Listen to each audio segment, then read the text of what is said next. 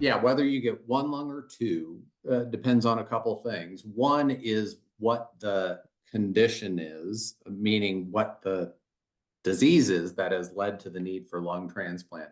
So, conditions in which there is not infection in the lung, right? So, we talked about cystic fibrosis.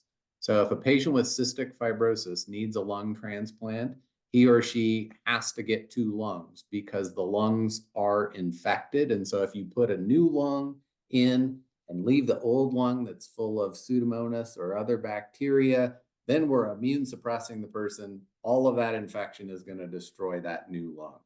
So if there is not a condition that is infectious, as with pulmonary fibrosis or emphysema, then one lung is fine. If there is pulmonary hypertension, however, depends a little bit on how severe it is, but if somebody has pulmonary hypertension, two lungs are needed, and in some cases, two lungs and the heart are needed. But it depends a little bit on where you get transplanted, how many organs are available, what the organs look like, whether a patient with IPF, say, gets one or two lungs. But one lung is absolutely acceptable, and we're